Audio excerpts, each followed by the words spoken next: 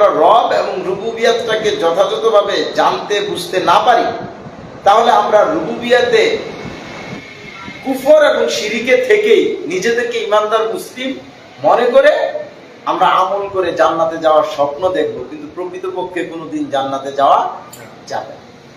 ইসলাম কায়েমের চেষ্টা করব, ক্ষমতায় গেলেও ইসলাম কায়েম হবে না, কারণ ইসলাম কায়েমের জন্য সত্যিকার ইমানদার হওয়া শর্ত, আর জাহান্নাম থেকে মুক্তি পেয়ে জান্নাত লাভের জন্য, আমল আল্লাহর কাছে গ্রহণযোগ্যতা লাভের জন্য সত্যিকার ইমানদার হওয়া শর্ত।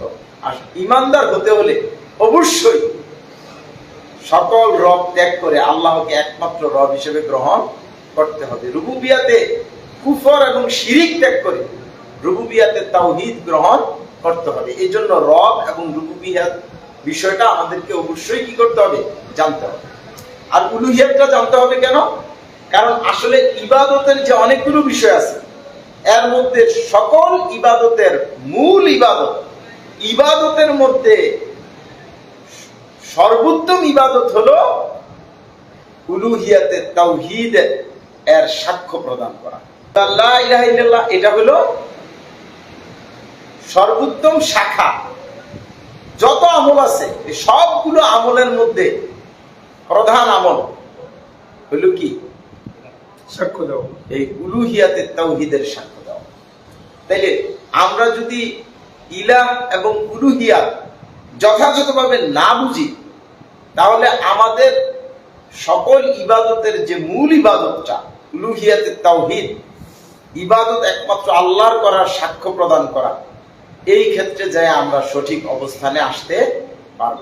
রুবুবিয়াত এবং রব জানতে হবে, বুঝতে হবে, আমাদেরকে ইমানদার হিসেবে তৈরি করার জন্য ইলাহ এবং উলুহিয়াতকে আমাদের যথাযথভাবে জানতে হবে, বুঝতে হবে, আমাদেরকে একমাত্র আল্লাহ গোলাম হিসেবে, আবেদ হিসেবে গড়ে তোলার জন্য। আশা করি আপনারা বুঝতে পারছেন। আর এই দুইটা বিষয় যদি আমরা সঠিকভাবে বুঝতে পারি, তাহলে তৃতীয় নম্বর যে বিষয়টা, সেটা হচ্ছে ঈমানের ভিত্তিতে যখন আমরা আমল করব, তখন আমরা চরিত্রবান হব, আখলাকের উপরে আমরা কি করতে পারবো? দাঁড়াতে পারবো, রসুলের আদর্শে আদর্শবান হতে পারবো। এই জন্য এই দুইটা বিষয় আমাদেরকে খুব ভালো করে বুঝতে হবে। আল্লাহ রসুল এবং সমস্ত নবী রাসূল এই দুইটা বিষয় জাতির মানুষকে সঠিকভাবে বুঝাইছে। আশা করি আপনারা এই বিষয়গুলো কেন বুঝতে হবে, কেন জানতে হবে, এই বিষয়টা আপনারা গুরুত্ব উপলব্ধি করতে পারছেন। আশা করি মনোযোগ দিয়ে আপনারা শুনবেন। আমি চেষ্টা করব সংক্ষেপেই এই বিষয়গুলোর উপরে আলোকপাত করার। যে ইসলামে আসতে হলে যেই বিষয়ের দাওয়াত গ্রহণ করতে হবে, সেটা হলো রুবুবিয়াতে তাওহীদের দাওয়াত। তাইলে রুবুবিয়াতে তাওহীদ মানে সকল রব ত্যাগ করে আল্লাহকে একমাত্র রব হিসেবে গ্রহণ করতে হবে। রবটা কি এটা আমাদেরকে বুঝতে হবে। রব আরবি শব্দ। রব শব্দের অনেকগুলো অর্থ রয়েছে, কিন্তু বিশেষভাবে যেই অর্থগুলোতে আল্লাহকে রব হিসেবে গ্রহণ করতে হবে, সেটা আমাদের ভালো করে বুঝতে হবে। রব মানে কি? রব মানে হলো রুবুবিয়াত এর মালিক। তাহলে আমরা এতটুকু বুঝতে পারলাম, রুবুবিয়াত একটা বিষয়, এই বিষয়টা যার মালিকানায় থাকতে তাকে কি বলা হয়? রব। কিন্তু রুবুবিয়াতটা তো আবার আরবি রয়ে গেল, তাহলে রুবুবিয়াতটা আমাদেরকে বাংলায় কি করতে হবে? বুঝতে হবে। রুবুবিয়াত হলো আল্লাহর গুণ বৈশিষ্ট্য। আরো সংক্ষেপে যদি বলি, এই রবটা হলো আল্লাহর অন্যতম প্রধান গুণবাচক নাম।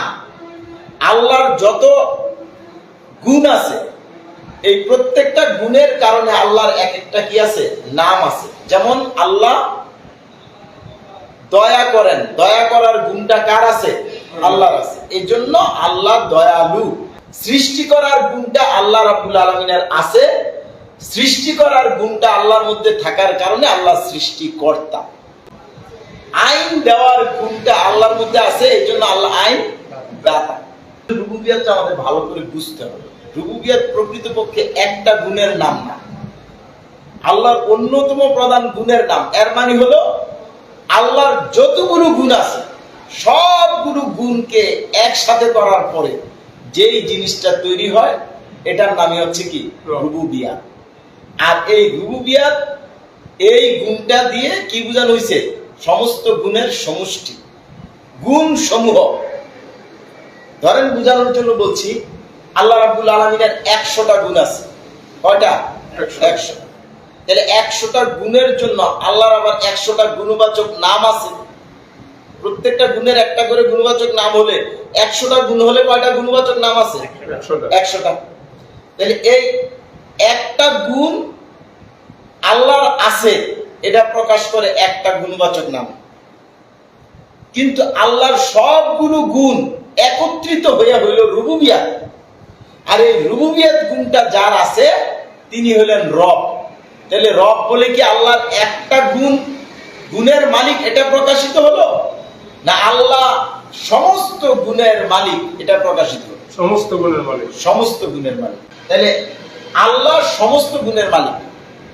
আল্লাহর যত গুণ আছে সবগুলো গুণকে একসাথে যোগ করলে যে রেজাল্টটা আসবে এই যোগফলটা হলো রুবুবিয়াত। তাহলে আল্লাহর প্রত্যেকটা গুণের কারণে এক একটা গুণবাচক নাম। তাহলে আল্লাহর সমস্ত গুণবাচক নামগুলোকে একত্র করে যোগ করলে যে যোগফলটা হয় এটা হলো রব। বুঝতে পারছেন কিনা? তাহলে সবগুলো গুণের সমষ্টি হলো রুবুবিয়াত, আর সবগুলো গুণবাচক নামের সমষ্টি হলো রব। আমাদেরকে খুব ভালো করে এই জিনিসটা উপলব্ধি করতে হবে। আল্লাহ রাব্বুল আলামিন কোরআনের বহু জায়গায় নিজেকে রব হিসেবে প্রকাশ করছেন। যেমন আলহামদুলিল্লাহি রাব্বিল আলামিন, ইকরা বিসমি রাব্বিকাল্লাযী খালাক, রব্বিস সামাওয়াতি ওয়াল আরদ। এরকম বহু জায়গায় আল্লাহ রাব্বুল আলামিন নিজেকে রব নামে প্রকাশ করছেন। তাহলে রব যদি আল্লাহর সমস্ত গুণবাচক নাম হয়, তাহলে আল্লাহ রাব্বুল আলামিন রব দিয়ে কি বুঝাইলেন? এই পাশের আয়াতেই আল্লাহ রাব্বুল আলামিন কোন জায়গায় কোনটা প্রকাশ করছেন সেটা নির্দিষ্ট করে দিয়েছেন। যেমন আল্লাহ রাব্বুল আলামিন এক জায়গায় রব প্রকাশ করে নিজেকে সৃষ্টিকর্তা অর্থে প্রকাশ করছেন, এক জায়গায় রব প্রকাশ করে নিজেকে রিজিকদাতা হিসেবে প্রকাশ করছেন, এক জায়গায় রব আল্লাহ নিজেকে উল্লেখ করে তিনি তার দয়ার বিষয়টাকে প্রকাশ করছেন। আবার কিছু কিছু জায়গা আছে যেখানে আল্লাহ রাব্বুল আলামিন রব বলে নির্দিষ্ট করে একটা অর্থে নিজেকে প্রকাশ করেন নাই। আল্লাহর সমস্ত রুবুবিয়াতের মালিকানা তিনি কি করছেন? প্রকাশ করছেন। যেমন আলহামদুলিল্লাহি রাব্বিল আলামিন, এখানে আল্লাহ রাব্বুল আলামিন সৃষ্টির অর্থ প্রকাশ করেন নাই, এখানে দয়ার অর্থ প্রকাশ করেন নাই, এখানে সর্বদিক থেকেই মালিকানাটা একমাত্র কার জন্য নির্ধারণ করা হয়েছে? আল্লাহ। বিশ্ব জগতের সৃষ্টিকর্তা, বিশ্ব জগতের রিজিকদাতা, বিশ্ব জগতের পালনকর্তা, যা কিছু প্রয়োজন সকল দিক থেকে সকল ক্ষমতার একমাত্র মালিক বিশ্ব জগতের উপরে। বিশ্ব জগৎকে গঠন করার জন্য, পরিচালনা করার জন্য তিনি সার্বভৌমত্বের মালিক, তিনি আইন বিধান দাতা, তিনি শাসনকর্তা। এই সকল বিষয়কে একসাথে আল্লাহ রাব্বুল আলামিন কি করছেন? প্রকাশ করছেন। তাহলে আল্লাহ রাব্বুল আলামিন কোথাও রব বলে তিনি তার একটা অর্থ প্রকাশ করছেন, স্পষ্ট করে দিচ্ছেন। তিনি বলছেন আমি রব, আমি কি তোমাদেরকে রিজিক দেই না? তাহলে রব যিনি রিজিক দেন, এখানে আল্লাহ রাব্বুল আলামিন একটা বিষয় প্রকাশ করে দিচ্ছেন। আরেকটা জায়গায় বলতেছেন আমি রব, অতএব তোমরা আমাকে মেনে নাও। তাহলে এখানে রব মেনে নিবে কি? রিজিক দাতা মেনে নিবে, না খালেক মেনে নিবে, নাকি এখানে হায়াতের মালিক মেনে নিবে, নাকি মউতের মালিক মেনে নিবে? আসলে এখানে সমস্ত দিক থেকেই কি করতে হবে? রব হিসেবে মেনে নিতে হবে। তাহলে এখন রুবুবিয়াত মানে আল্লাহর গুণ বৈশিষ্ট্য, সমস্ত গুণ, আর রব মানে আল্লাহর সমস্ত গুণের যিনি মালিক, আল্লাহর যতগুলো গুণ আছে এই সবগুলো গুণের যিনি মালিক। তাহলে এখন রুবুবিয়াত এর অর্থ কি? সৃষ্টিকরণ। রুবুবিয়াতের অর্থ কি? লালন পালন। রুবুবিয়াতের অর্থ কি? রক্ষণাবেক্ষণ। রুবুবিয়াতের অর্থ কি? শৃঙ্খলা বিধান। রুবুবিয়াতের অর্থ কি? একত্রে জমা করা। রুবুবিয়াত মানে সার্বভৌমত্ব। রুবুবিয়াত মানে আইন বিধান। রুবুবিয়াত মানে কর্তৃত্ব। এখন আমাদের বুঝার বিষয় হলো এই যেই তিনটা অর্থ আমরা লেখলাম, এক নাম্বার সার্বভৌমত্ব, দুই নাম্বার আইন বিধান, তিন নাম্বার কর্তৃত্ব। তাহলে রুবুবিয়াত অর্থ যদি সার্বভৌমত্ব হয়, তাহলে রব অর্থ কি হবে? সার্বভৌমত্বের মালিক। তাহলে রুবুবিয়াত অর্থ যদি আইন বিধান হয়, তাহলে রবের অর্থ কি? আইন বিধান দাতা বা আইন বিধান দেওয়ার মালিক। মালিক। রুবুবিয়াত অর্থ যদি কর্তৃত্ব হয়, তাহলে রবের অর্থ কি হবে? কর্তৃত্বের মালিক। কর্তৃত্বের মালিক বা কর্তা। এখন এই তিনটা বিষয় আমরা আনলাম কেন? বাকি গুণগুলো আনলাম না কেন? কারণ আল্লাহ রাব্বুল আলামিনের যতগুলো গুণ আছে, এই গুণগুলো আবার তিন ভাগে বিভক্ত। কয় ভাগে বিভক্ত? তিন ভাগে। এর মধ্যে এই তিনটা বিশেষ ভাগ, এই যে তিনটা অর্থ, এই তিনটা অর্থে আল্লাহ রাব্বুল আলামিন মানব জাতিকে স্বাধীনতা প্রদান করছেন। তারা চাইলে এই তিনটা অর্থে আল্লাহকে রুবুবিয়াতের মালিক অর্থাৎ রব হিসেবে গ্রহণ করতে পারে, আবার চাইলে গ্রহণ নাও করতে পারে।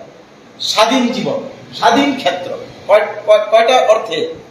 তিনটা অর্থে। আরেকটা আছে একত্রে জমাকরণ, সেটা হলো মৃত্যুর পরে। মৃত্যুর পরে আল্লাহ রাব্বুল আলামিন সকলকে একত্রিত করবেন। যে শাস্তি পাওনা তাকে শাস্তি দিবেন, যে পুরস্কার পাওনা তাকে পুরস্কার দিবেন। ওই জায়গায় আমরা কি ইচ্ছা করে সকলে হাসরের মাঠে একত্রিত হব? বিচারের আদালতে যাব? ইচ্ছা করে না, বাধ্য করে। আবার দুনিয়ায় আল্লাহ আমাদেরকে কাউকে মানুষ বানাইছেন, কাউকে গরু ছাগল বানাইছেন, কাউকে পুরুষ বানাইছেন, কাউকে নারী, কাউকে ধনী, কাউকে গরিব। আল্লাহ কাউকে সুন্দর বানাইছেন, কাউকে কালো বানাইছেন। এখানে কি আমরা ইচ্ছা করে হইছি? তাহলে এগুলোকে আমরা মেনে নেই নাই? মেনে তো নিছি। ইচ্ছা করে না বাধ্য হয়ে? বাধ্য। তাহলে আবার মরতে হবে, ইচ্ছা করে মরবো না বাধ্য হয়ে? বাধ্য। তাহলে হায়াত, মৌত, রিজিক, জীবনে চলার ক্ষেত্রে যেখানে আমাদের নিজেদের কোনো ইচ্ছা আকাঙ্ক্ষার প্রতিফলন ঘটে না, এই ক্ষেত্রগুলোকে বলা হয় বাধ্যগত জীবন। এই বাধ্যগত জীবনে আল্লাহর যতগুলো গুণ আছে, ওই গুণগুলোতে পৃথিবীর সকল মানুষ আল্লাহকে মেনে নিছে।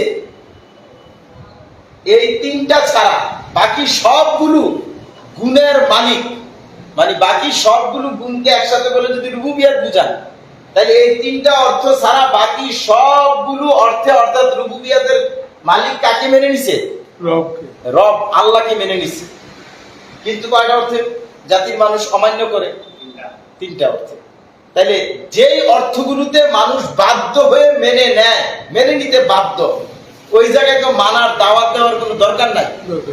তাহলে যেই জায়গায় মানুষ চাইলে মানতে পারে, চাইলে অমান্য করতে পারে, ওই জায়গায় দাওয়াত দিতে হবে যেন কেউ অমান্য না করে কি করে? মেনে নেয়। বুঝে আসছে কিনা? তাহলে আমরা কেন এই তিনটা বিষয় আলোচনা করতেছি, বাকিগুলো করতেছি না? কারণ এই তিনটা ছাড়া আল্লাহর আর যতগুলো গুণ আছে সবগুলো গুণ একসাথে করেন। আমরা বলছি 99টা। হ্যাঁ, তাহলে এই সবগুলো গুণকে একত্র করার পরে এর মধ্যে তিনটা গুণ ছাড়া বাকি সবগুলো গুণে ইবলিস শয়তান সহ পৃথিবীর সকল মানুষ এবং জিন আল্লাহকে এই গুণগুলোর মালিক তথা রব হিসেবে কি করছে? মেনে নিছে। এর জন্যই কোরআনে আল্লাহ বলছেন যে এই কাফেররাও তো কি করে? আল্লাহকে রব মেনে নেয়। এই যে আহলে হাদিসের ভাইয়েরা বলে যে এই পৃথিবীর মানুষও তো আল্লাহকে কি করছে? রব মেনে নিছে। হ্যাঁ, রব মানছে, কিন্তু এই তিনটা ক্ষেত্রে মেনে নেয় নাই। তাহলে আল্লাহ কি আসলে রব মানা হয়েছে? রব মানে কি কিছু বাদ দিয়ে না সব? রুবুবিয়াত কি 97টা গুণের নাম না 100? তাহলে 100 গুণের নাম যদি রুবুবিয়াত হয়, তাহলে তিনটা বাদ দিলে তো এটা রুবুবিয়াত বুঝাইছে না। আর 100 গুণের মালিকের নাম যদি রব হয়, তাহলে 97টা গুণের মালিকের নাম কি রব হবে? তাহলে আপনি আল্লাহকে খালেক মানছেন, সৃষ্টি করার গুণের মালিক আল্লাহকে মানছেন, আল্লাহকে আপনি রাজ্জাক মানা হয় না। রিজিক দাতা হিসেবে আল্লাহকে গ্রহণ করা হয় না। আল্লাহকে মৃত্যুদাতা মানছেন, আল্লাহকে জীবনদাতা হিসেবে গ্রহণ করা হয় না। কিন্তু আল্লাহকে যদি আপনি সমস্ত গুণের, আল্লাহর যতগুলো গুণ আছে সবগুলো গুণের মালিক মেনে নেন, অর্থাৎ রব মেনে নেন, তাইলে আল্লাহকে একটা অর্থে, দুইটা অর্থে, 99টা অর্থে নয়, আল্লাহর যতগুলো গুণ আছে বোঝানোর জন্য আমরা বললাম 100 মেনে নেওয়ার নাম হইলো আল্লাহকে কি মেনে নেওয়া? রব মেনে নেওয়া। আপনি রব মেনে নিলেন। অতএব আমরা এই কথাটা পরিষ্কার করে বলতে চাই যে এই তিনটা অর্থ ছাড়া বাকি অর্থগুলোর দিক থেকে প্রকৃতপক্ষে কোনো সমস্যা নাই। তাহলে সমস্যা হলো এই তিনটা অর্থে, কারণ এই তিনটা অর্থে জাতির মানুষকে আল্লাহ রাব্বুল আলামিন যে জান এবং মাল দিলেন, এই জান এবং মাল ব্যবহার করতে গিয়ে মানুষ তাদের নিজেদের স্বার্থে পরিবার, সমাজ এবং রাষ্ট্র গঠন করে এবং পরিচালনা করে। পরিবার, সমাজ এবং রাষ্ট্র গঠন করতে যায়া, পরিচালনা করতে যায়া, অর্থাৎ জান এবং মালকে ব্যবহার করতে যায়া আইন বিধান লাগবে। কি লাগবে? আইন বিধান। তাহলে এই আইন বিধানটা আসার জন্য একটা চূড়ান্ত ক্ষমতা লাগবে, যে ক্ষমতাটাকে বলা হয় সার্বভৌমত্ব। আলাদা আলাদা বললে অনেক সময়ের প্রয়োজন। সার্বভৌমত্ব হচ্ছে চূড়ান্ত মালিকানা এবং সর্বোচ্চ ক্ষমতা। সমাজ এবং রাষ্ট্রের ক্ষেত্রে সার্বভৌমত্ব হচ্ছে সমাজ এবং রাষ্ট্রের চূড়ান্ত মালিকানা, এবং সমাজ ও রাষ্ট্রকে গঠন এবং পরিচালনা করতে গিয়ে যে আইন বিধান প্রয়োজন, এই আইন বিধান দেওয়ার জন্য সর্বোচ্চ ক্ষমতা, এটার নাম হচ্ছে কি? সার্বভৌমত্ব। তাহলে রাষ্ট্রবিজ্ঞানের ভাষায়, পৌরনীতিতে সার্বভৌমত্ব বলা হয়েছে এমন ক্ষমতা, যেই ক্ষমতার পক্ষ থেকে পরিবার, সমাজ এবং রাষ্ট্রকে গঠন করার জন্য, পরিচালনা করার জন্য আইন বিধান ঠিক করে দেওয়া হয়। কি ঠিক করে দেওয়া হয়? যে কেউ পরিবারের জন্য একটা কথা বললে, সমাজ রাষ্ট্রের জন্য একটা কথা বললে, এটা কি হবে না? আইন হবে না। আমাদের দেশে সমস্ত ওলামায়ে কেরাম মিলে যদি একটা আইন দেয় যে এই দেশে এখন থেকে সুদ চলবে না, সুদের কোনো ব্যাংক থাকবে না, সুদের কোনো লেনদেন হবে না, যাকাত ভিত্তিক ব্যাংক বাণিজ্য অর্থনীতি চলবে, বলেন কালকে সকাল থেকে কি সুদ বন্ধ হয়ে যাবে? না। সব ব্যাংক সুদ মুক্ত হয়ে যাবে? হয় নাই, হবে না, এটা সিস্টেম না। কিন্তু এমপিরা পয়সা মাত্র 330 জন মহিলা সহ 330 জন, 300 350 এমপি অতিরিক্ত সহ 330। তাহলে এই সব এমপিরা মিল্লা যদি সংসদে বসে একটা আইন তৈরি করে যে আগামীকাল থেকে কি করবে না, সুদ ভিত্তিক অর্থনীতি চলবে না, যাকাত ভিত্তিক অর্থনীতি চলবে, বলেন সুদ থাকবে? তাহলে এখান থেকে কি বোঝা গেল? কারণ আমাদের সমাজ এবং রাষ্ট্রে সার্বভৌমত্বের মালিক জনগণ। জনগণ এই আইন তৈরি করার অধিকার রাখে, কিন্তু এই 20 কোটি জনগণ মিলে তো আইন বানাইতে পারবে না। এই জন্য তারা সাংবিধানিক ভাবে একটা আইন তৈরি করছে। সেটা কি? যে আমরা আমাদের আইন বানানোর যে এখতিয়ার, যে ক্ষমতাটা, এটা একটা ভোটের মাধ্যমে 5 বছরের জন্য আমরা এটা এমপিদের হাতে ছেড়ে দিব। তাহলে এমপিরা হলো জনগণের প্রতিনিধি, জনগণ মালিক, এমপিরা গোলাম, জনগণের প্রতিনিধি। তাহলে জনগণের প্রতিনিধিরা 5 বছরের জন্য জনগণ তাদেরকে ক্ষমতা দিল। কিসের ক্ষমতা? আইন বানানোর ক্ষমতা। সার্বভৌম ক্ষমতার পক্ষ থেকে তাদেরকে আইন বানানোর কি দেওয়া হয়েছে? অধিকার দেওয়া হয়েছে। এই জন্য এখন তারা হয়ে গেছে কি? আইনদাতা। এখন এই দেশের জনগণ যদিও সার্বভৌমত্বের মালিক সাংবিধানিক ভাবে, কিন্তু এই দেশের জনগণ মিলে একটা আইন বানাইতে পারবে না। কিন্তু এই দেশের সংবিধান জনগণের ক্ষমতা 5 বছরের জন্য এমপিদের হাতে দিয়া, এমপিদের হাতে আইন দেওয়ার কি দিয়ে দিছে? অধিকার দিয়ে দিছে। এখন এমপিরা যে আইনটা বানায়, এটা মূলত জনগণের পক্ষ থেকে বানায়, এটা জনগণেরই আইন। বুঝতে পারছেন কিনা? তাইলে পরিবারের জন্য আইন লাগবে, সমাজের জন্য, রাষ্ট্রের জন্য কি লাগবে? আইন লাগবে। তাই আইনটা আগে আসবে না আইন দেওয়ার জায়গাটা আগে আসবে? জায়গাটা আগে আসবে। এই আইন দেওয়ার জন্য যে জায়গাটা, এটার নাম হলো সার্বভৌমত্ব। এই সার্বভৌমত্ব চূড়ান্ত মালিকানা, সর্বোচ্চ ক্ষমতা। একটা পরিবারের চূড়ান্ত মালিকানা, একটা সমাজের, একটা রাষ্ট্রের চূড়ান্ত মালিকানা। একটা পরিবার, একটা সমাজ এবং একটা রাষ্ট্রকে গঠন করার জন্য, পরিচালনা করার জন্য যে আইন দরকার, এই আইন দেওয়ার জন্য যে সর্বোচ্চ ক্ষমতা, এই সর্বোচ্চ ক্ষমতাটা যার হবে, তার পক্ষ থেকেই কি করা হবে? আদেশ করা হবে, নিষেধ করা হবে। বুঝতে কি কষ্ট হয়েছে? রুবুবিয়াত অর্থ সার্বভৌমত্ব। এই সার্বভৌমত্বটা যার হবে, আইন বিধানটা তার হবে। কর্তৃত্বটা কি? কর্তৃত্ব মূলত আইনের প্রয়োগ। আইনের প্রয়োগের আগে আমরা আইনটা নিয়ে যদি সংক্ষেপে আলোচনা করি, আইন বিধান, একটা আদেশ একটা নিষেধকে বলে আইন, আর অনেকগুলো আইনকে একসাথে কি বলা হয়? বিধান। তাহলে আইন বিধান, এই যে আইন বিধান কাকে বলে? যে কারো কথা, যে কারো আদেশ, যে কারো নিষেধকে কি বলা হয় না? আইন বিধান বলা হয় না। এই সার্বভৌমত্বের মালিকের পক্ষ থেকে যা আদেশ করা হয়, যা নিষেধ করা হয়, যা সমর্থন করা হয়, মতামত দেওয়া হয়, সেটাই কি? আইন। আইন। যেমন এই সার্বভৌম মালিক হলেন সৃষ্টিকর্তা আল্লাহ। এখন আল্লাহ রাব্বুল আলামিন সার্বভৌমত্বের মালিক হিসেবে যা আদেশ করছেন, তোমাদের জন্য এটা হারাম করলাম, এটা হারাম, তোমাদের জন্য এটা হালাল করলাম, এটা হালাল। তাহলে এই যে আদেশ করলেন, নিষেধ করলেন, এটা আইন। এখন আল্লাহ বললেন এই জায়গায় তোমরা পরামর্শ করে একটা সিদ্ধান্ত গ্রহণ করো। আল্লাহ একটা সীমারেখা ঠিক করে দিলেন। এই সীমারেখার ভিতরে থেকে ইমানদারগণ পরামর্শ করে যে সিদ্ধান্ত গ্রহণ করবেন, এই সিদ্ধান্তটাকে কে গ্রহণ করছেন? আল্লাহ গ্রহণ করছেন। কারণ আল্লাহ এখানে তাদেরকে কি দিচ্ছেন?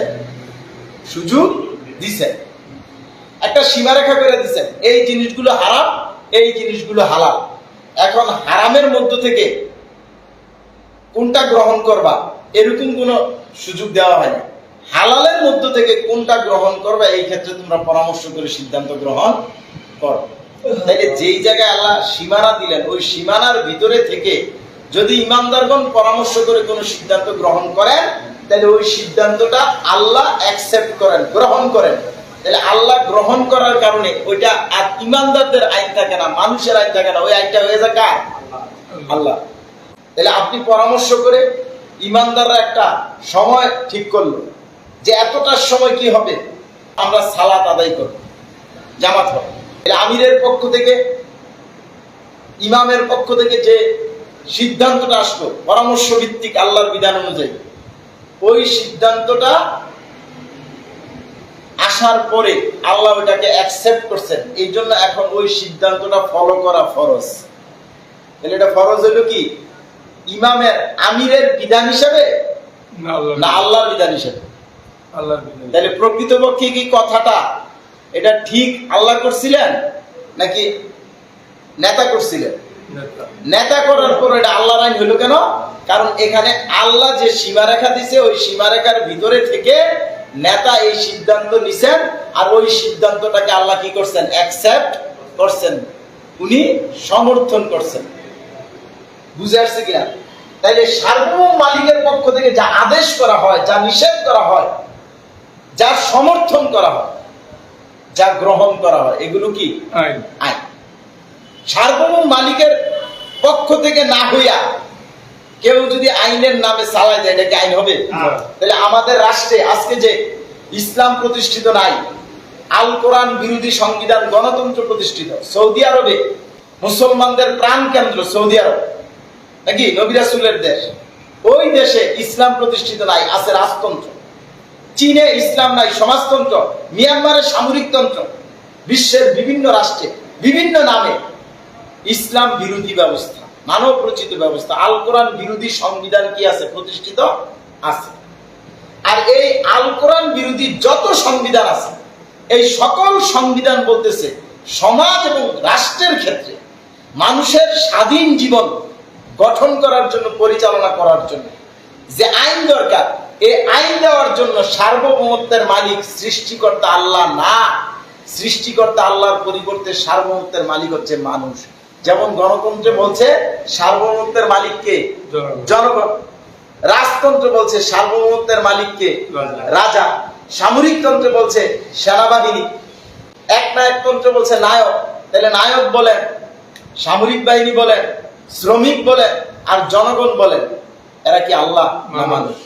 তাহলে এক কথায় যদি বলেন, আজকে সারা বিশ্বে সমাজ এবং রাষ্ট্রীয় জীবনে ইসলামের বিপরীত যত সংবিধান আছে, মানব রচিত ব্যবস্থা আছে, জাহিলিয়াত, এই সকল প্রকার মানব রচিত ব্যবস্থা বলতেছে সার্বভৌমত্বের মালিক সৃষ্টিকর্তা আল্লাহ না, সার্বভৌমত্বের মালিক হচ্ছে মানুষ। তাইলে প্রকৃতপক্ষে সার্বভৌমত্বের যিনি মালিক হবেন, চূড়ান্ত ক্ষমতার যিনি মালিক হবেন, তার উপরে আর কারো কোনো ক্ষমতা আছে? ধরেন আজরাইলে মানুষ মাইরা লাগে নাকি, তাইলে মানুষের ভিতরে আর আজরাইলের মধ্যে ক্ষমতাটা বেশি কার? আজরাইলের নাকি? যেই মানুষ আরেকজন মানুষের মাইরা লেগেছে আমরা দেখতেছি, ওই মানুষটারও তো আর কেউ না কেউ মারছে। তাহলে কে মারে? আমরা সবাই সকল ধর্মের লোকেরাই বলি যমদূত, মৃত্যুর ফেরেশতা, আজরাইল, আমরা যেই নামে বলি একটা বলি না? তাহলে এই যে মৃত্যু ঘটায় যে ফেরেশতা, যারে মারলো ওই ফেরেশতা কি তার চেয়ে বেশি ক্ষমতা রাখে না? রাখে কিনা? অথচ ওই আজরাইলও মৃত্যুবরণ করবে কিনা? করবে। তাহলে কুল্লু নাফসিন যায়িকাতুল মাউত, প্রত্যেক প্রাণীকে মৃত্যুর স্বাদ গ্রহণ করতে হবে, জন্মিলে মরিতে হবে, আপনাকে মরতেই হবে, এখানে কোনো সন্দেহ সংশয় নাই। আপনি যেখানেই মৃত্যু থেকে পলায়ন করেন না কেন, আপনি যদি কোনো অন্ধকার জায়গায়, গোপন জায়গায় চলে যান, কোনো গ্লাসের ভিতরে অক্সিজেন নিয়েও আপনি আত্মগোপন করেন, ওইখানেও আপনার নির্দিষ্ট সময় কি হয়ে যাবে? মৃত্যু হয়ে যাবে। তাহলে মৃত্যু থেকে কেউ বাঁচতে পারে নাই, এখনো বাঁচতে পারছে না, ভবিষ্যতেও বাঁচতে পারবে না। তাইলে যারা মৃত্যুবরণ করে, এই মানুষ যে মরে যায়, যাকে কেউ মেরে ফেলে, সেই মানুষ কি সার্বভৌমত্বের মালিক হতে পারে? না। মানুষ যেহেতু সার্বভৌমত্বের মালিক না, অতএব মানুষের পক্ষ থেকে আন্দাজ করে, অনুমান করে, নিজেদের খেয়াল খুশি মোতাবেক তারা যে আইন বিধান রচনা করতেছে, আইন বিধানের নামে সমাজে রাষ্ট্রে প্রয়োগ করতেছে, এগুলো কি প্রকৃতপক্ষে আইন? বুঝতে পারছেন কিনা? তাহলে আমরা ইসলামী সমাজ পরিষ্কার ভাবে বলতেছি, বাংলাদেশে গণতান্ত্রিক সংবিধানের নামে যে সংবিধান আছে, এটা কোনো সংবিধান না। এমনি ভাবে সারা বিশ্বে আল কোরআনের বিপরীত এবং বিরোধী যত সংবিধান আছে মানব রচিত, এগুলো একটাও সংবিধান না, আইন বিধান না। কারণ মানুষ যেহেতু সার্বভৌমত্বের মালিক না, অতএব কারণে মানুষ নিজেরা তাদের জীবন পরিচালনার জন্য, তাদের সমাজ এবং রাষ্ট্রকে গঠন করার জন্য, পরিচালনা করার জন্য যে আইন বিধানগুলো রচনা করছে, এগুলো আইন বিধান না, এগুলো অজ্ঞতা, নির্বুদ্ধিতা, এগুলো অন্ধকার, এগুলো জাহিলিয়াত। বুঝতে পারছেন কিনা? বাতিল। তাহলে সার্বভৌমত্বের একমাত্র মালিক কে? আল্লাহ। যার উপরে কারো ক্ষমতা নাই। তাহলে যার উপরে কারো ক্ষমতা নাই, তার তো কোনো মৃত্যু হবে না। তাহলে চিরন্তন, শাশ্বত, যা খুশি তা করার ক্ষমতা যার আছে। তাহলে এরকম সাধারণ জ্ঞান কি বলে? দুইজন হবে না একজন? একজন, একক সত্তা। সূরা আসরে আল্লাহ বলছেন একক সত্তা হবেন, যা খুশি তা করবেন। তার এই ক্ষমতা কারো কাছ থেকে সে পায় নাই, আবার তার এই ক্ষমতা কারো হাতে যাবে না। তিনি ক্ষমতার মালিক ছিলেন, আছেন এবং থাকবেন। তার ক্ষমতা হাত বদল হয় না। তাইলে তিনি এমন ক্ষমতার মালিক যে তার সামনে দাঁড়ানোর মতো, তার মোকাবেলা কেউ করবে এরকম কেউ নাই। তাহলে এমন সত্তা যিনি বিশ্ব জগৎকে সৃষ্টি করছেন, যিনি সৃষ্টির সেরা মানুষকে সর্বোত্তম আকৃতি দিয়ে, প্রতিনিধিত্বের যোগ্যতা দিয়ে শ্রেষ্ঠত্বের মর্যাদা দান করছেন, সেই সৃষ্টিকর্তাই হচ্ছেন সার্বভৌমত্বের একমাত্র মালিক। অতএব কারণে সৃষ্টিকর্তার পক্ষ থেকে যা আদেশ করা হয়েছে, যা নিষেধ করা হয়েছে, যা সমর্থন করা হয়েছে, এগুলি হচ্ছে কি? যা ইচ্ছা করা হয়েছে, এগুলোই আইন বিধান। তাহলে সৃষ্টিকর্তার আদেশ, নিষেধ, ইচ্ছা, মতামত, এগুলো কোথায় পাবেন? আল কোরআনুল কারীমের ভিতরে। এগুলো কোথায় পাবেন? ইসলামের জীবন বিধানের মধ্যে। আল কোরআন হচ্ছে সংবিধান, এখানে মূলনীতিগুলো দেওয়া আছে, কিন্তু এখানে একটা কথা, একটা আইন এমন দিয়ে দিছে যে আইনটার ভিতরে আরো হাজার হাজার আইনের কি আছে? সমষ্টি আছে। যেমন আল্লাহ বলে দিলেন যে এই জিনিসগুলো হারাম, এরকম আরো যা আছে। তাহলে এরকম বইলে এখন আপনি মিলাই নিবেন। আল্লাহ 10টা বলছে, এখন আপনি মিলাই আরো 90টা পেয়ে যাবেন। আল্লাহ বলছেন এই বিষয়গুলো হালাল, হালালগুলোর ভিতরে তোমরা যেটা খুশি গ্রহণ করো। এখন আপনি পরামর্শ করে বিভিন্ন রকমের গ্রহণ করবে। আল্লাহ বলছেন মানুষের কল্যাণ হয় এমন কাজ তোমরা করো, মানুষের ক্ষতি হয় এমন কোনো কাজ করো না। তাহলে এই যে মানুষের কল্যাণ হয়, মানুষের ক্ষতি হয়, দুইটা কথা বললেন না? আল্লাহ বলছেন প্রত্যেকটা জিনিসের মধ্যেই মানুষের উপকারও আছে, মানুষের ক্ষতিও আছে। প্রকৃতপক্ষে যেটার মধ্যে মানুষের উপকারিতা বেশি সেটা তোমরা গ্রহণ করো, আর যেটার ভিতরে ক্ষতির দিক বেশি এটা তোমরা গ্রহণ করো না। যেমন আপনি মদ বা ওই যে গাঁজা, এগুলোর ভিতরে কিছু উপকারের জিনিসও আছে, কিন্তু ক্ষতির দিকগুলা কি বেশি, এই জন্য এগুলো গ্রহণ করা যাবে না। আবার ধরেন আপনি এই যে ফ্যান চালাইলেন, এই ফ্যানটা চালানোর কারণে আপনি গরম থেকে মুক্তি পাইতেছেন, এটা একটা উপকার হইতেছে না? আবার আপনার টাকাগুলো অপচয় হইতেছে কিনা? আবার অনেক লোক মাঝে মাঝে ভুল করে হাত পা দিয়া বা মাথা বিভিন্ন জায়গায় কাটা যাইতেছে কিনা, হইতেছে না? আপনি এই যে হাজার হাজার লোক ট্রেন গাড়ি দিয়ে আমরা যাতায়াত করতেছি, কোনো যানজট নাই, টয়লেটের ব্যবস্থা আছে, অনেক সুযোগ সুবিধা আছে, আমরা রেল ব্যবহার করি কিনা? কিন্তু আবার কেউ রেলের নিচে পড়লে কাটা পড়ে তো তার জীবনের করে শেষ হয়ে যাবে। তাহলে প্রত্যেকটা জায়গায় লাভ আছে, ক্ষতি আছে। ইমানদারদেরকে বলা হয়েছে তোমরা পরামর্শ করে, তোমরা চিন্তা ভাবনা করে, সিদ্ধান্ত করে তোমরা গ্রহণ করবে যেটা তোমাদের বেশি উপকার সেটা, আর যেটা ক্ষতি সেটা তোমরা গ্রহণ করবে না। তাহলে একটা আইনের ভিতরে অনেকগুলো আইন আছে কিনা? এখন আমরা গবেষণা করে দেখবো কোন ওষুধটা তৈরি করা যায়, কোনটা করা যায় না, চিকিৎসা কিভাবে করা যায়, কিভাবে করা যায় না, যানজট নিরসনের জন্য কি করতে হবে। তাহলে এই যে জায়গাগুলোতে, এগুলোতে কি আপনি নিজে খেয়াল খুশি মোতাবেক কাজ করবেন, না আল্লাহর বিধানের অধীনে থেকে করবেন? তাহলে আল্লাহর বিধানের অধীনে থেকে করলে আপনি লাভ হোক লস হোক এই চিন্তা আপনি করবেন না।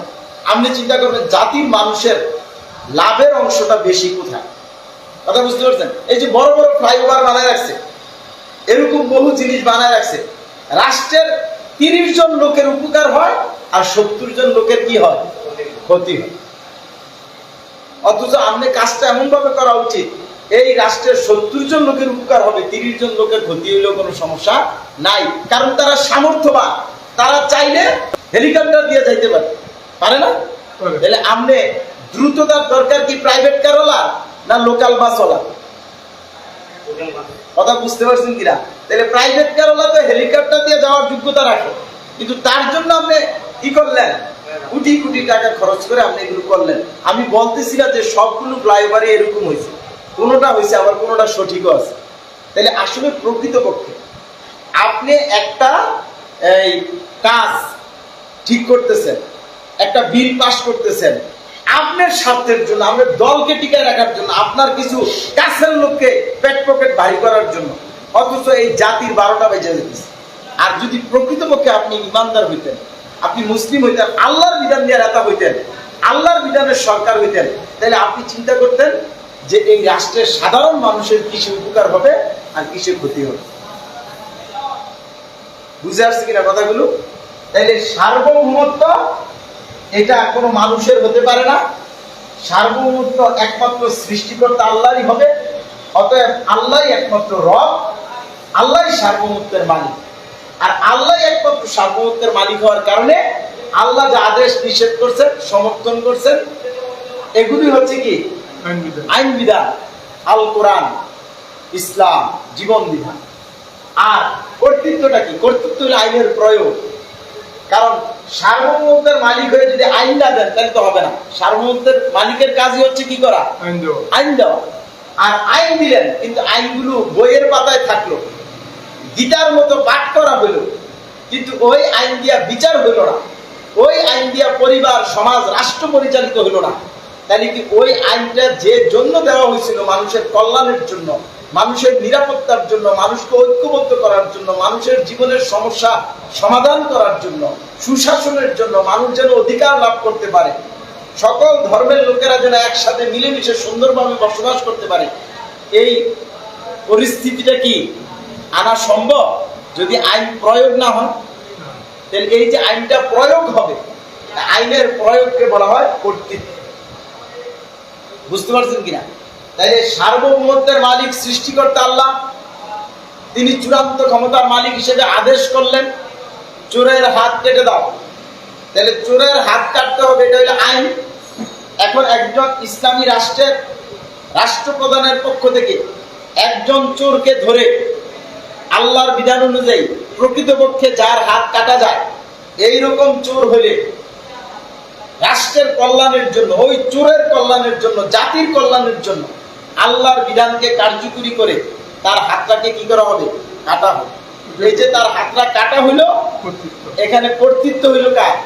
আল্লাহ। মানে তার হাত কেটে ওই সরকারের, ওই রাষ্ট্রপ্রধানের মাতগুলি এখানে প্রতিষ্ঠা করা হয় না।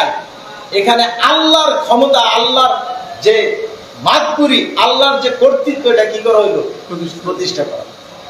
এখানে প্রমাণ হয়ে গেল যে কারো কোনো ক্ষমতা নাই, কারো কোনো এখানে আইন বিধান নাই, কারো এখানে মাতগুলি নাই। মাতগুলি একমাত্র কার? আল্লাহ। তাহলে সার্বভৌমত্বটা যার হবে, আইন বিধানটা তার হবে। আর আইন বিধানটা যার হবে, শাসন কর্তৃত্বটা তার হবে। তাহলে প্রকৃতপক্ষে জ্ঞানের আলোকে আমরা যদি চিন্তা ভাবনা করি, বুঝার চেষ্টা করি, সার্বভৌমত্বের মালিক হওয়ার জন্য যে গুণ বৈশিষ্ট্য প্রয়োজন, একক সত্তা হওয়া, চূড়ান্ত ক্ষমতা থাকা, সব বিষয়ে অগ্রিম, অতীতের তো জানবে, বর্তমান তো জানবে, ভবিষ্যতের জ্ঞান সহ যথাযথভাবে জ্ঞান থাকা, এবং সকলকে, যে তাকে মানে তার প্রতি তার যেমন দরদ, যে তাকে মানে না তার প্রতিও তার কি দরদ, এইরকম একজন সত্তা হইতে হবে। আর এইরকম সত্তা মানুষ না, সৃষ্টিকর্তাই একক সত্তা, চূড়ান্ত ক্ষমতার মালিক, সব বিষয়ে যথাযথ জ্ঞান তার আছে।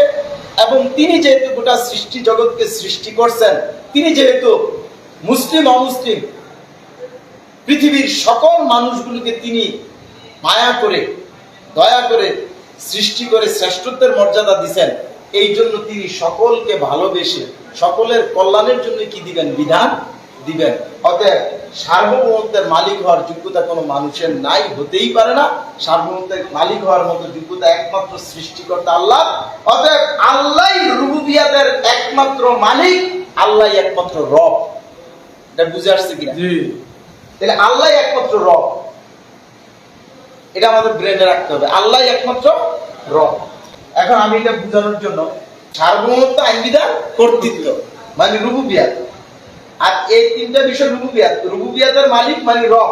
আর এই তিনটা বিষয় যেহেতু কোনো মানুষের নাই, অর্থাৎ মানুষ এই রুবুবিয়াতের মালিক না, অর্থাৎ মানুষ রব না। এই রুবুবিয়াতের মালিক একমাত্র কে? সৃষ্টিকর্তা আল্লাহ। অর্থাৎ আল্লাহ একমাত্র রব। আল্লাহ একমাত্র রব মানে কি? আল্লাহ সার্বভৌমত্বের একমাত্র মালিক, আল্লাহ একমাত্র আইন বিধান দাতা, আল্লাহ একমাত্র শাসন কর্তা। এখন ইলাহ দিয়া কি বুঝায় আমাদেরকে বুঝতে হবে। ইলাহ আল্লাহর গুণবাচক নাম না। ইলাহ হইল উলুহিয়াতের অধিকারী। ইলাহ মানে কি? উলুহিয়াতের অধিকারী। এর মানে আমাদের খুব ভালো করে বুঝতে হবে, এই উলুহিয়াত যিনি পাবেন, এটা পাওয়ার অধিকারটা যার, এই উলুহিয়াতটা যিনি গ্রহণ করবেন, তাকে বলা হয় কি? ইলাহ। এই উলুহিয়াত এর অধিকারী মানে ইলাহ। ইলাহ মানে হলো মাবুদ। মাবুদ হলো ইসমে মফউলের সিগা, মানে ইবাদত যার হক, তাকে বলা হয় কি? মাবুদ। মানে ইলাহ। ইবাদত করেন কে? ইবাদত যিনি করেন তাকে মাবুদ বলা হয় না, তাকে বলা হয় আবেদ। তাহলে আবেদ হলো কে? বান্দা। আল্লাহ মাবুদ আর বান্দা হইলেন কি? আবেদ। আবেদের কাজ হচ্ছে ইবাদত করা।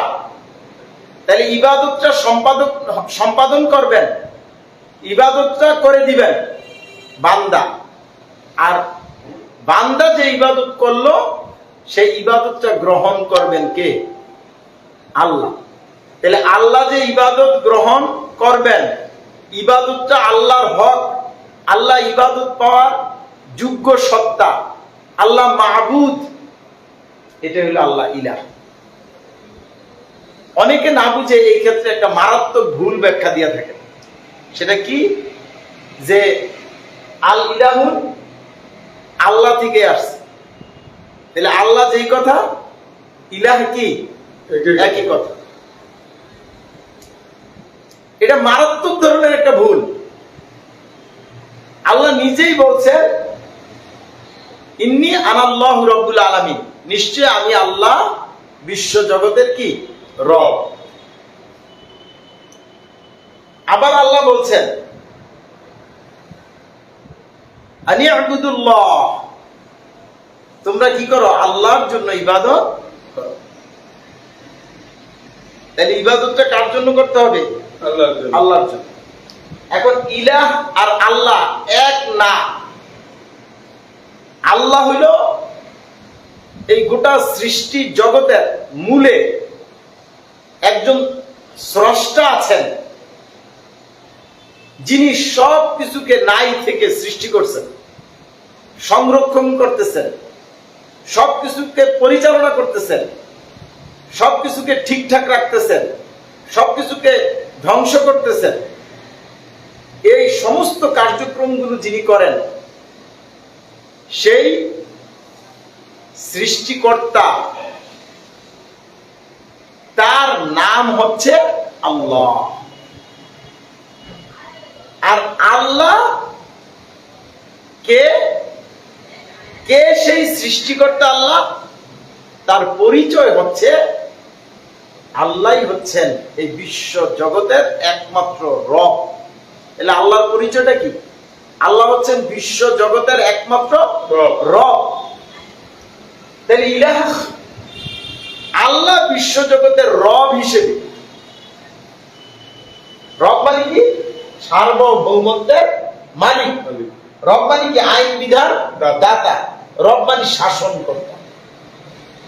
তাইলে বিশ্ব জগতের সার্বভৌমত্বের একমাত্র মালিক, একমাত্র আইন বিধান দাতা, একমাত্র শাসন কর্তা হচ্ছেন আল্লাহ।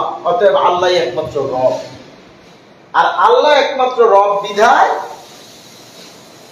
গোটা সৃষ্টি জগতে যা আছে সব আল্লাহর গোলাম। তাহলে মানুষ কার গোলাম? আল্লাহর গোলাম। আল্লাহ নিজেই বলতেছেন, আমি মানুষকে একমাত্র আমার ইবাদত করার জন্য সৃষ্টি করছি। তাহলে মানুষ ইবাদত করবে কার? আল্লাহ।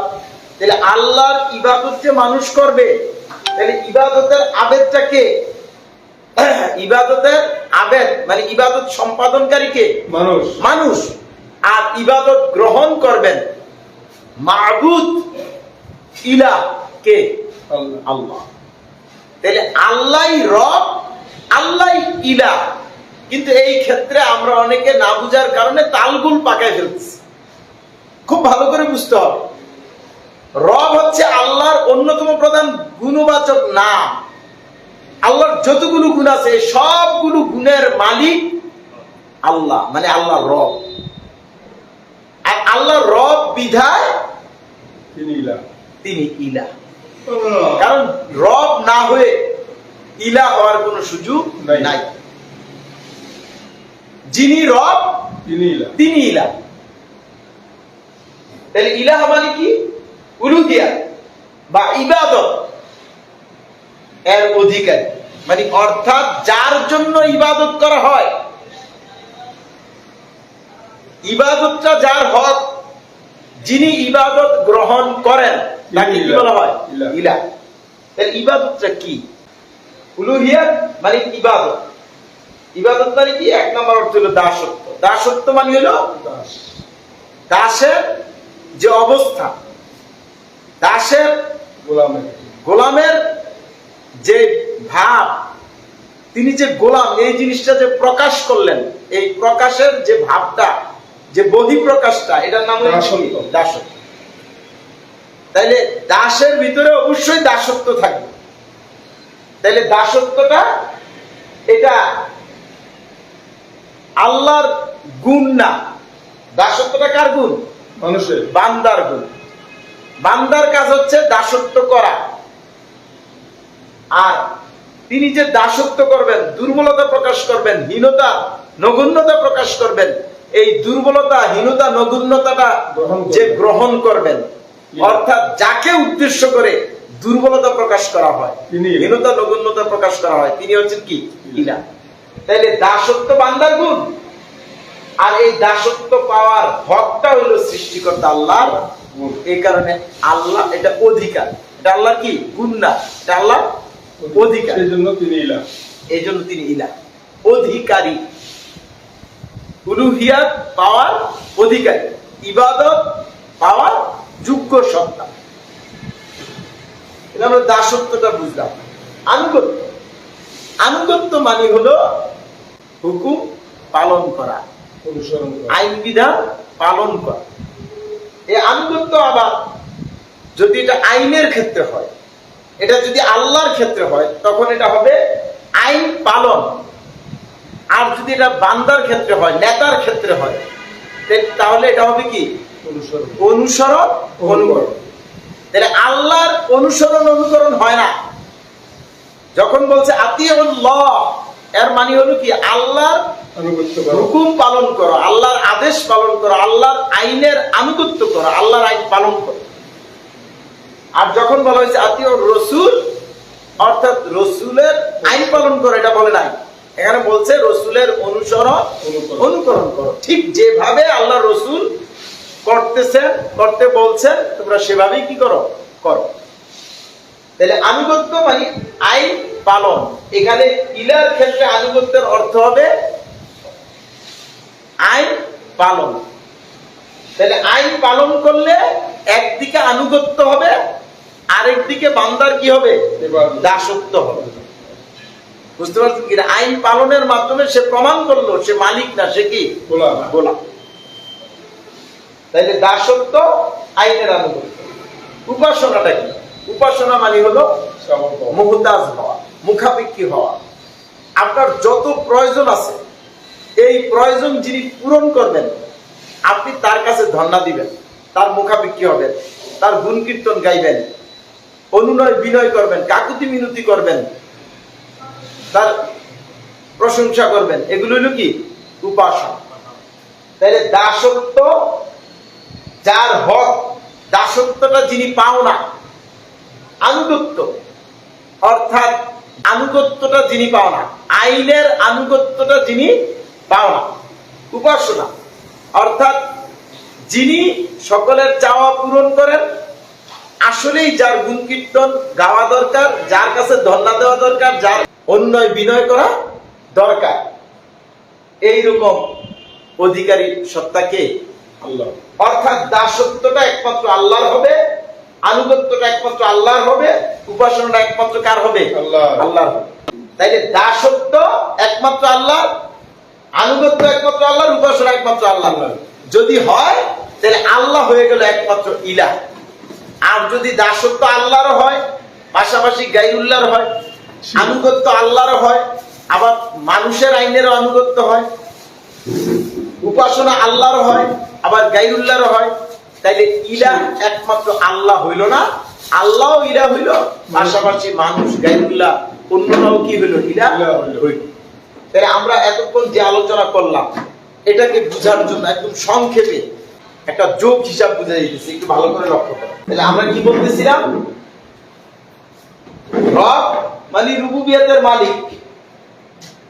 তাহলে রুবুবিয়াত মানে কি? সার্বভৌমত্ব, আইন বিধান, কর্তৃত্ব। ইলাহ মানে উলুহিয়াত, অধিকারী। উলুহিয়াত পাওয়ার হক যিনি রাখেন, উলুহিয়াত পাওয়ার যোগ্য সত্তা। উলুহিয়াত মানে কি? দাসত্ব, আনুগত্য, উপাসনা। দাসত্ব করে কে? বান্দা। আনুগত্য করে কে? বান্দা। উপাসনা করে কে? বান্দা। তাহলে দাসত্ব, আনুগত্য, উপাসনা, উলুহিয়াত, ইবাদত। এই ইবাদতটা কার গুণ? বান্দার গুণ। এটা কার কাছে পাওয়া গেল? বান্দার কাছে। তাহলে বান্দা দাসত্ব, আনুগত্য, উপাসনা করে, করে দেয়, কিন্তু এই দাসত্ব, আনুগত্য, উপাসনাটা গ্রহণ করে কে? মালিক। তাহলে দাসত্ব, আনুগত্য, উপাসনা গ্রহণ করবেন যিনি, এই গ্রহণ করাটা যার হক, যার অধিকার, যিনি দাসত্ব, আনুগত্য, উপাসনা পাওয়ার অধিকারী সত্তা, তাকেই বলা হয় মাবুদ, তাকেই বলা হয় ইলাহ। তাইলে এই দাসত্বটা আসলে কে পায়? ভালো করে খেয়াল করে। নত হবেন, দুর্বলতা প্রকাশ করবেন।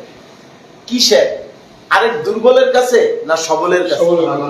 তাহলে সবসময় মনে রাখতে হবে এই যে রুবুবিয়াতের 1 নম্বর পয়েন্ট আর উলুহিয়াতের 1 নম্বর পয়েন্টের মধ্যে একটা গভীর সম্পর্ক। তারপরে রুবুবিয়াতের 2 নম্বর পয়েন্ট আর উলুহিয়াতের 2 নম্বর পয়েন্টের মধ্যে গভীর সম্পর্ক। তারপরে রুবুবিয়াতের 3 নম্বর পয়েন্ট এবং উলুহিয়াতের 3 নম্বর পয়েন্টের মধ্যে গভীর সম্পর্ক। কেমন? যেমন রুবুবিয়াতটা না হলে উলুহিয়াতটা হবেই না, রুবুবিয়াতটা না হলে উলুহিয়াতটা হবেই না। কিভাবে একটু লক্ষ্য করেন। দাসত্ব, নত হবেন। নত হবেন কার কাছে? সার্বভৌমত্বের কাছে। চূড়ান্ত ক্ষমতা, সর্বোচ্চ ক্ষমতা যা, একজন গোলাম ক্ষমতার কাছে কি করে? নতি স্বীকার করে। তাহলে কি আগে দাসত্বটা হবে না আগে সার্বভৌমত্বটা হবে? তাহলে সার্বভৌমত্ব, সুপ্রিম পাওয়ার, চূড়ান্ত ক্ষমতা, সর্বোচ্চ ক্ষমতা, চূড়ান্ত মালিকানা, এইটা যখন সামনে আসবে তখনই একজন দাসের দাসত্বটা কি হবে? প্রকাশিত হবে। তাহলে আগে দাসত্ব প্রকাশিত হবে না আগে সার্বভৌমত্ব প্রকাশিত হবে? সার্বভৌমত্ব। তাহলে সার্বভৌমত্ব ছাড়া দাসত্ব হয় না। তাহলে দাসত্ব হয় কার? সার্বভৌমত্বের। তাহলে রুবুবিয়াত না হলে উলুহিয়াতের 1 নম্বর পয়েন্ট হয় না। এটা আমরা প্রথমে বুঝতে পারলাম। 2 নাম্বার, রুবুবিয়াতের 2 নম্বর বিষয় কি? আইন বিধান। আর উলুহিয়াতের 2 নম্বর বিষয় কি? আনুগত্য। আনুগত্য মানে হুকুম, আদেশ নিষেধ পালন করা। এখন গোলাম আদেশ নিষেধ পালন করবে, আদেশ নিষেধ ছাড়া, আইন বিধান ছাড়া কি আইন বিধানটা পালন করবে? তাহলে আগে আদেশ আসবে না আগে পালন করবে? আগে আদেশ আসবে। তাহলে আইন বিধানটা আগে লাগবে, আইনের আনুগত্যটা পরে হবে। তাহলে এই আইন বিধানটা আসার কারণে গোলাম কি করবে? আইন বিধানটা পালন করবে। তাহলে আইন বিধান ছাড়া আইন বিধানের আনুগত্য হবে না। তাহলে বোঝা গেল রুবুবিয়াত ছাড়া উলুহিয়াত হবে না। 3 নম্বর বিষয় কি? কর্তৃত্ব। কর্তৃত্ব মানে যিনি সবকিছু করেন, মানুষের অক্সিজেন, আলো, বাতাস যা কিছু প্রয়োজন সব কিছুকে যিনি পূরণ করেন, সব জায়গায় যার মাতবুরি প্রতিষ্ঠিত, কর্তৃত্বটা যার। কর্তৃত্বটা না হলে কেউ যদি আপনার প্রয়োজনটা পূরণ না করতে পারে, প্রয়োজন পূরণকারী যদি আগে না আসেন, সমাধানকারী যদি না আসেন, তাহলে আপনি কি তার কাছে সমাধান চাইবেন? যে আপনার প্রয়োজন পূরণ করতে পারবে না, আপনি এরকম কেউ নাই, তাহলে কি আপনি তার কাছে যে আপনার প্রয়োজনের কথা ব্যক্ত করবেন? তাইলে উপাসনা তখনই করা সম্ভব যখন কর্তৃত্ব আসে। কর্তৃত্ব ছাড়া উপাসনা হয় না। তাইলে দাসত্ব হয় সার্বভৌমত্বের, আনুগত্য হয় আইন বিধানের, উপাসনা হয় কর্তৃত্বের। তাইলে অবশ্যই উলুহিয়াত ততক্ষণ পর্যন্ত বাস্তবায়ন করা যাবে না যতক্ষণ পর্যন্ত রুবুবিয়াতটা সামনে না আসবে। এই জন্যই আমরা ইসলামী সমাজ পরিষ্কারভাবে বলি যে ইসলাম সর্বপ্রথম একজন ব্যক্তির অবস্থান ঠিক করার কথা বলছে। আপনাকে আগে নির্ণয় করতে হবে যে আপনি মালিক না গোলাম। যদি আপনি মালিক হন তাহলে এক হিসাব, আর আপনি যদি গোলাম হন তাহলে আপনাকে ঠিক করতে হবে আপনি কি মালিকের গোলাম না গোলামের গোলাম। যদি আপনি গোলাম হন এবং মালিকের গোলাম হন তাহলে আপনি আপনার সঠিক অবস্থানে আছেন। আর আপনি যদি বলেন যে আমি মালিক, তাহলে আল্লাহ বললেন আমি তোমাকে একমাত্র আমার গোলামি করার জন্য সৃষ্টি করছি। এখন আপনি যখন মালিক হয়ে গেলেন তাহলে আপনি আপনার অবস্থান থেকে সরে কার অবস্থানে চলে গেলেন? মালিকের অবস্থানে। তাহলে আপনি আপনার অবস্থান থেকে সরে গেলেন, অ্যাক্সিডেন্ট করলেন। এখন আপনি আল্লাহকে মালিক মানলেন না, আবার নিজেও মালিক হইলেন না, কিন্তু আপনি ওই মানুষকে মালিক মেনে নিলেন, রব মেনে নিলেন। তখন আপনি গোলাম হইলেন কিন্তু মালিকের না, গোলাম হয়ে গেলেন কার? গোলামের। তাহলে আপনি আপনার অবস্থান থেকে সরে গেলেন। এই জন্যই যুগে যুগে নবী রাসূল আয়েশা জাতির মানুষকে আগে তাদের সঠিক অবস্থানে নিয়ে আসছে। আজকে বাংলাদেশ সহ সারা বিশ্বে সমাজ এবং রাষ্ট্র গঠন পরিচালনায় গণতন্ত্র, সমাজতন্ত্র, রাজতন্ত্র ইত্যাদি আল কোরআন বিরোধী সংবিধান, মানব রচিত ব্যবস্থা, জাহিলিয়াতের মাধ্যমে সার্বভৌমত্বের মালিক মানুষ, আইন বিধান দাতা মানুষ, শাসনকর্তা কি মানুষ। ফলে মানুষ মানুষের দাসত্ব করছে, মানুষ মানুষের আইনের আনুগত্য করছে, মানুষ মানুষের উপাসনা করছে। তাহলে মানুষ রব হওয়ার কারণে, মানুষ মানুষকে রব মানার কারণে এখন মানুষ ইলা হইছে এবং মানুষের উলুহিয়াত বাস্তবায়ন করছে, ইবাদত করছে। তাহলে এমত অবস্থায় সেই আল্লাহর রসুলের পথ অনুসরণ করে ইসলামী সমাজের আমির হযরত সৈয়দ হুমায়ুন কবির সাহেবের নেতৃত্বে আমরা ইসলামী সমাজের ভাই এবং বোনেরা নিজেদের সময় এবং সামর্থ্যকে আমাদের সামনে রেখে আমরা চূড়ান্ত চেষ্টা করে যাচ্ছি শান্তিপূর্ণ কর্মসূচির মাধ্যমে। আমরা জাতির মানুষকে বুঝাইতেছি যে এই উলুহিয়াতে আগে সমস্যা হয় নাই, আগে সমস্যা হয়েছে কোথায়?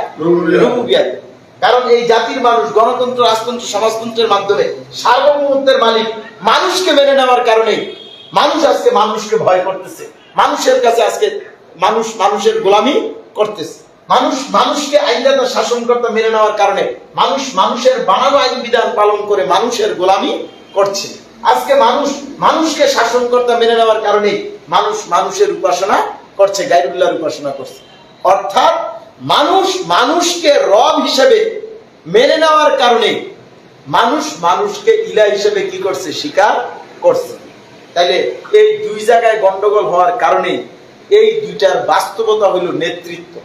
বর্তমানে বাংলাদেশ সহ সারা বিশ্বে যারা নেতৃত্ব দিচ্ছে তারা সকলেই কোরআনের দৃষ্টিতে, ইসলামের দৃষ্টিতে অবৈধ নেতা, গজবের নেতা, আবু জাহেল, ফেরাউন, নমরুদ মার্কা নেতা। কারণ তারা সকলেই সার্বভৌমত্ব, আইন বিধান, কর্তৃত্বের মালিক। রব আল্লাহকে মেনে নেয় নাই, রব নিজেরা হয়েছে, মানুষকে রব মানছে। তারা দাসত্ব আইনে আনুগত্য উপাসনা পাওয়ার অধিকারী সত্তা একমাত্র আল্লাহকে স্বীকার করে আল্লাহকে ইলা হিসেবে গ্রহণ করে নাই, তারা গায়রুল্লাহকে ইলা হিসেবে স্বীকার করছে। তাহলে কুফর এবং শিরিক করার কারণে তারা ঈমান শূন্য। তো ঈমান শূন্য হলে কি ইসলামে আছে? ইসলামে নাই। এরপরে ইসলামী দল নাম দিতেছে, এরপরে জান্নাতে যাওয়ার স্বপ্ন দেখতেছে, ইসলাম কায়েমের স্বপ্ন দেখতেছে। আবার কি করতেছে? তারা শান্তির জন্য চেষ্টা করতেছে। এখন সমাধানটা কি? তারা তো মানুষের আইন দিয়া নেতা হয়ে গেছে, আবু জাহেল। তারা আল্লাহর আইন দিয়া নেতা হয় নাই। এমত অবস্থায় ইসলামী সমাজ বলতেছে সকল রব ত্যাগ করো, একমাত্র রব হিসেবে গ্রহণ করো কাকে? আল্লাহকে। মানুষের স্বাধীন জীবন, সমাজ এবং রাষ্ট্র গঠন পরিচালনা সহ জীবনের সকল ক্ষেত্রে সার্বভৌমত্বের একমাত্র মালিক আল্লাহ। এটা ভালো করে বুঝে শুনে মনে প্রাণে এটা কি করো? গ্রহণ করো। আইন বিধানদাতা একমাত্র আল্লাহ, এটা গ্রহণ করো। শাসনকর্তা একমাত্র কে? আল্লাহ। আল্লাহ একমাত্র রব, এটা মেনে নাও বুঝের ভিত্তিতে। যদি এটা মেনে নাও তাহলে তোমার দিলে কারো ভয় থাকবে না, ভয় চলে আসবে একমাত্র কার? আল্লাহ। যার ফলে তুমি কারো কাছে মাথা নত করবে না। তোমার জীবনে প্রতিটা ক্ষেত্রে দাসত্ব প্রকাশিত হবে একমাত্র কার? আল্লাহ।